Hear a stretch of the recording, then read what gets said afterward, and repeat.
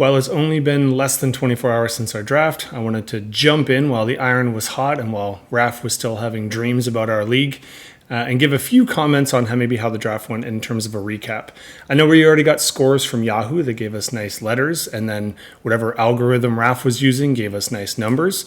But this will be less about value and more just me weighing in, reminding you in terms of who you may be valued, or in Paul's case, actually telling you who you drafted, and then giving kind of a best case, worst case scenario to see how we might finish up in the league.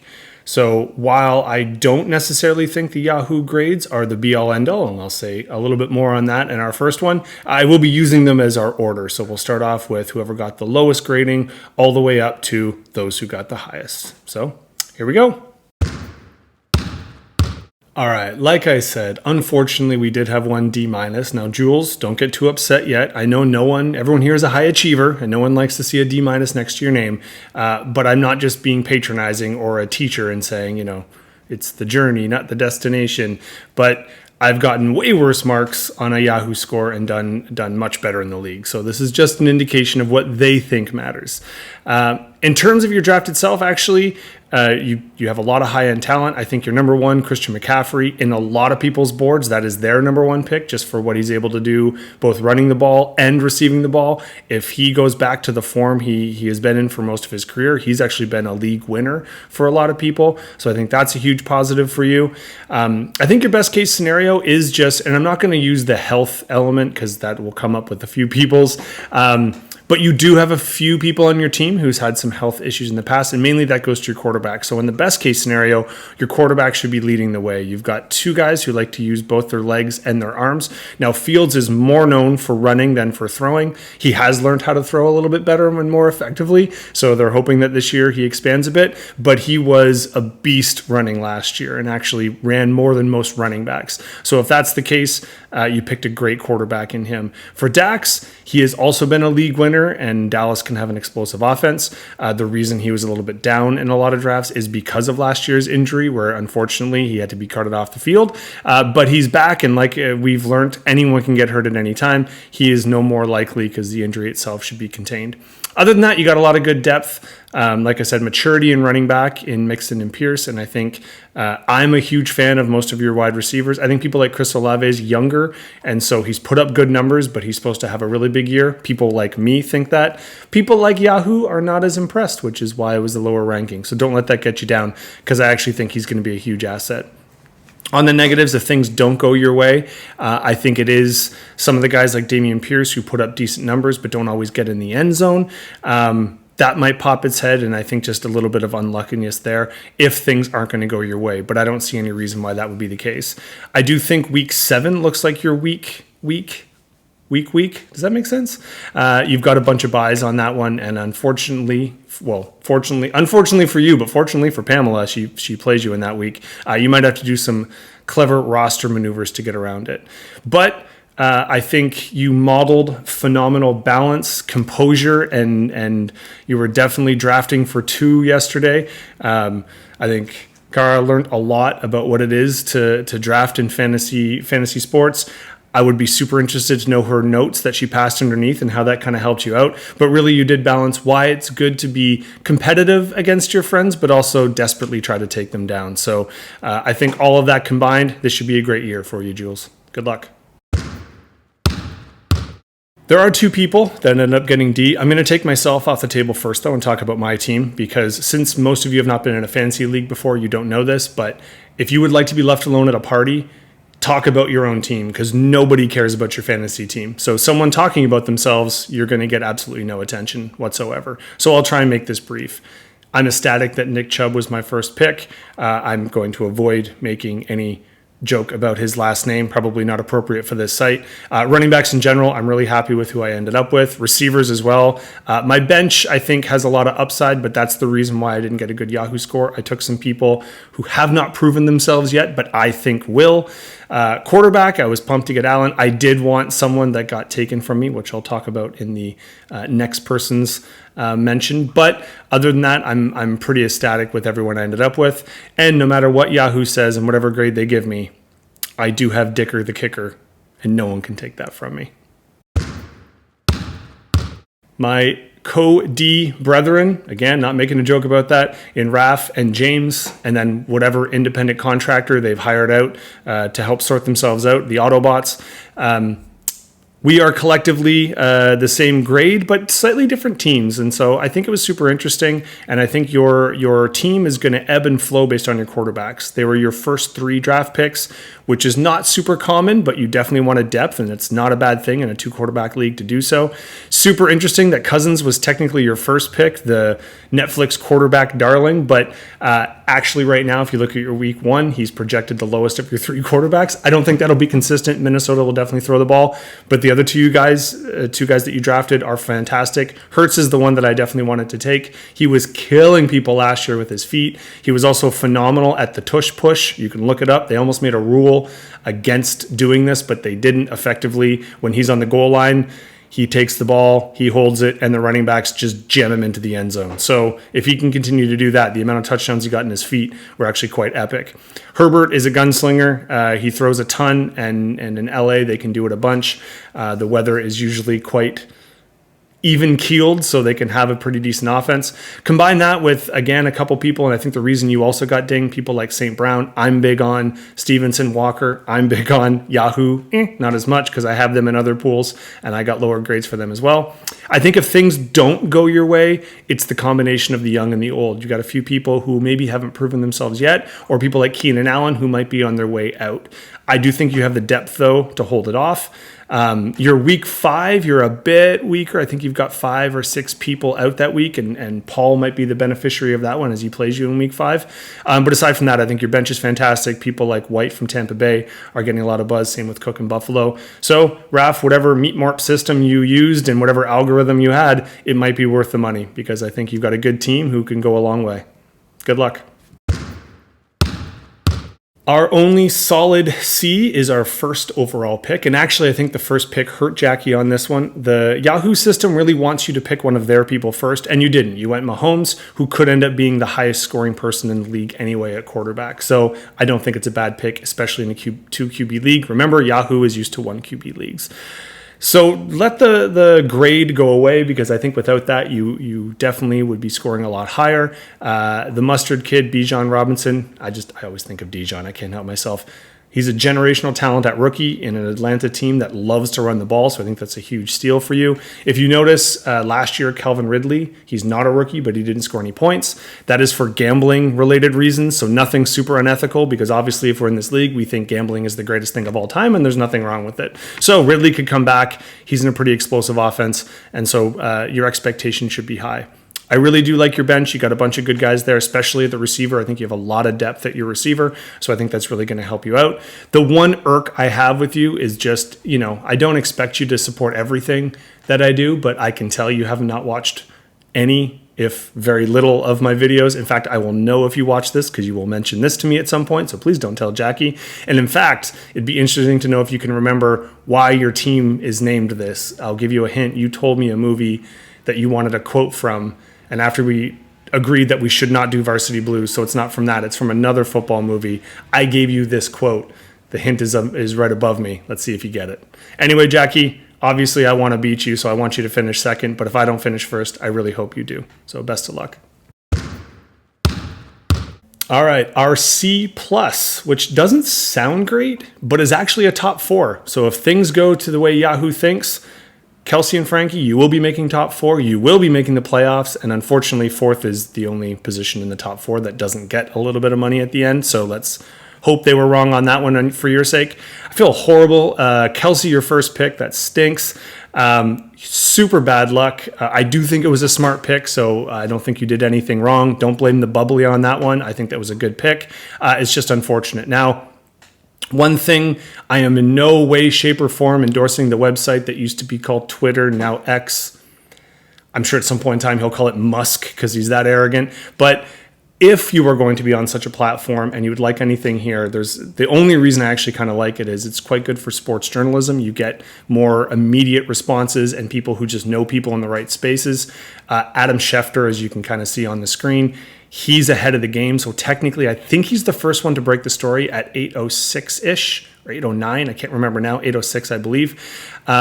He was the first one to report the hyperextension. So had we been following and gotten the notifications, if I would have seen it, I would have mentioned something. So it's just unlucky that it happened literally while we were at our draft. Fortunately, hyperextensions, they go from could miss a week to could be worse. This one's, we don't know yet, so I do wish you the best on that.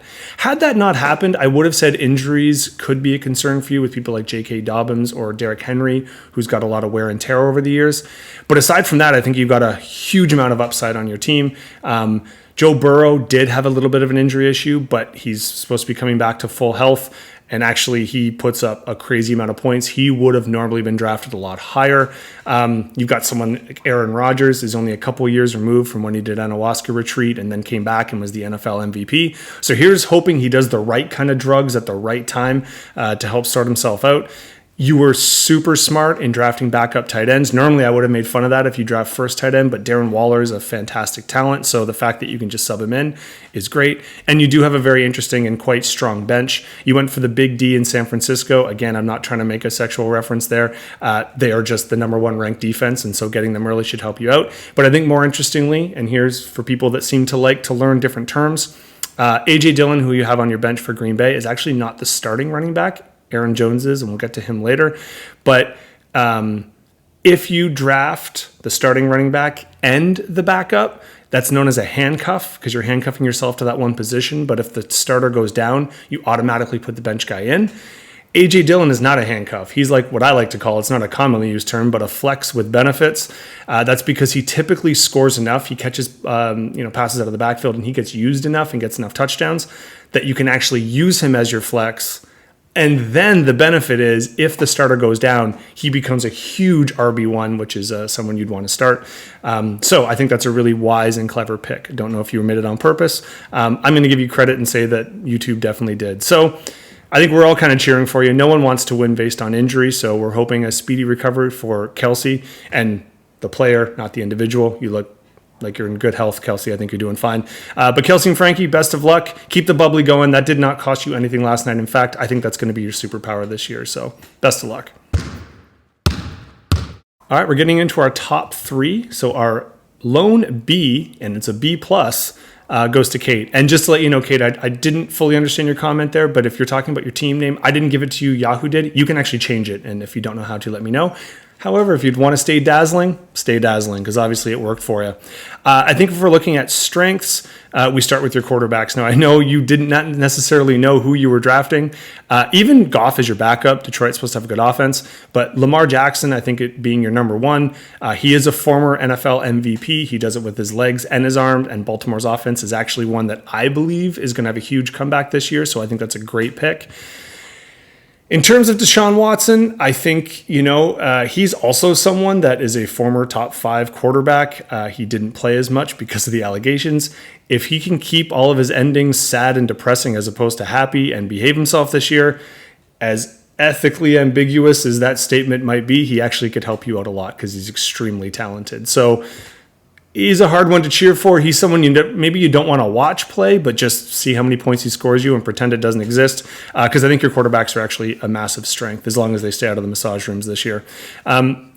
You do have your talent sprinkled through with CeeDee Lamb being a top end, Josh Jacobs being a top end. I do think injuries, again, I know that's a cheat because if anyone gets hurt, you can say that for everybody, but you do have 2 people in Breece Hall, who's coming back from injury, and George Kittle, who typically struggles with injury. So if I were you, I might consider a backup tight end. But defense, you took they're rated number 2. I think they could finish number 1 as a defense in Dallas. I think that was a great pick.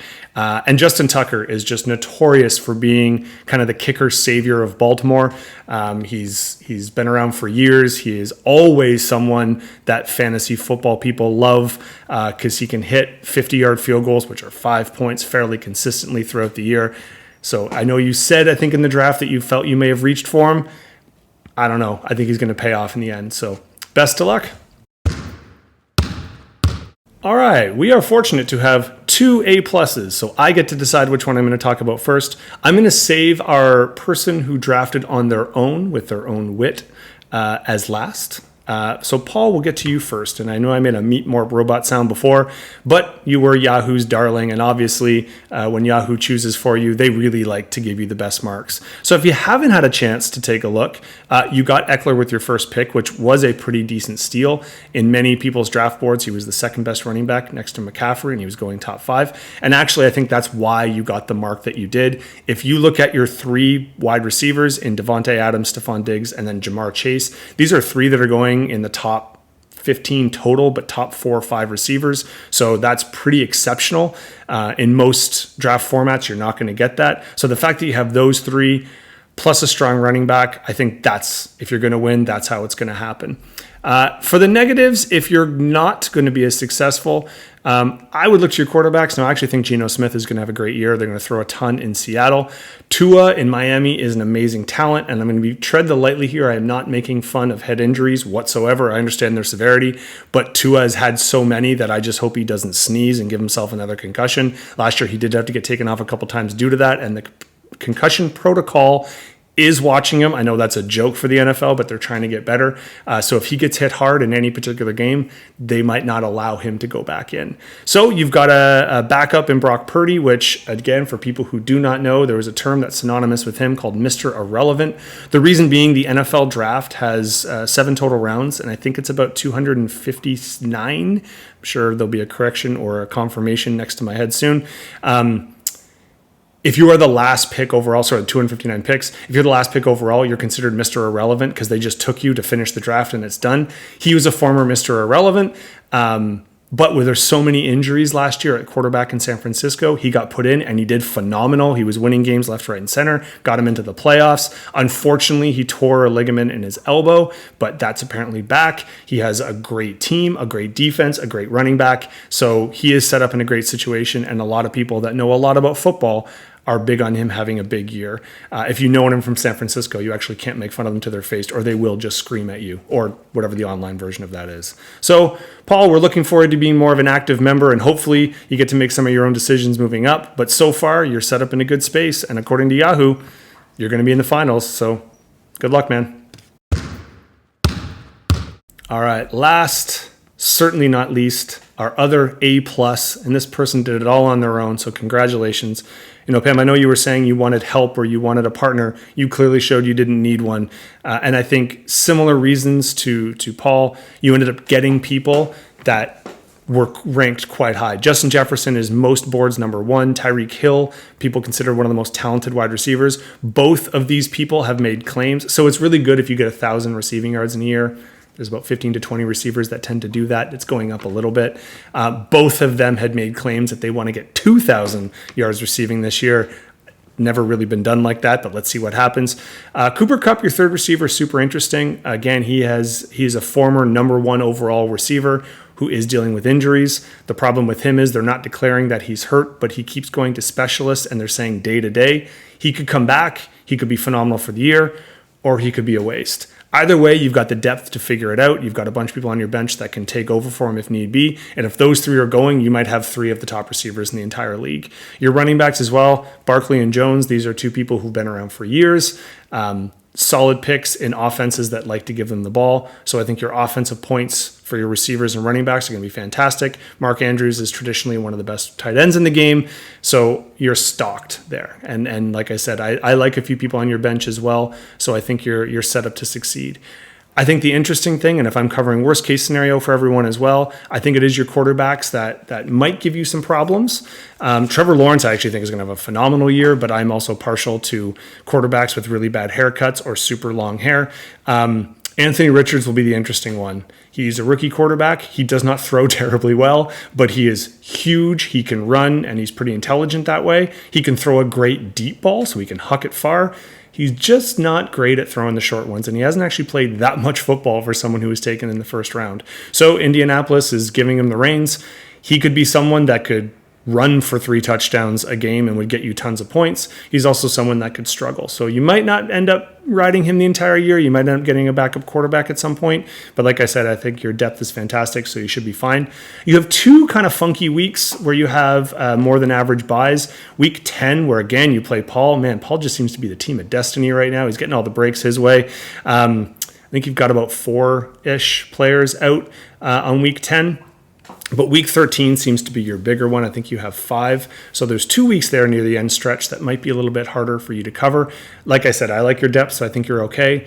And I'm not sure, but I have a feeling that week 13 is going to be a tough week for a lot of people. There's always 1 or 2 weeks that are like buy-a-paloozas where so many good teams are out and everyone struggles. Now, if week 13 is not a weakness for Kate, she's the one who's playing you then, so she might benefit. All things considered, Pam, you did a fantastic job. Clearly had one of our best drafts because not only did Yahoo think so, but so did whatever Raf's algorithm. Those people thought you had a great draft as well. So congratulations, you earned it, and best of luck this year. Okay, I'm going to wrap it up before everyone is dangerously sick of my voice. I do really like doing these, so I'm not sure. I might do them once or twice more, or knowing me, who knows, maybe every single week I'll do one. Don't count on that. We'll see how much spare time I actually have. But hopefully it helps out to kind of put things in a nice, neat package, especially for some people who might not get a chance to watch too many of these games or follow it. I'll try and do my best to keep you up to date. If I don't end up doing it regularly, it's just because I'm busy, so be happy for that too. It was great to see everyone. It was awesome energy. The hecticness of the draft certainly translated. Props to those who were drafting and also doing some level of childcare. That was pretty impressive. But also, I like that it was more of a family or social event. Let's try and keep that rolling. So please remember that when you get the not so positive message from me on the chat on Tuesday to whoever falls to the bottom of the pool and will owe a drink. Remember, it's all in good spirits and all in good fun. And I use the word spirits liberally there. So I'm going to sign off, but I'm sure the chat group will keep bumping. Can't wait till week 1, and best of luck, everybody.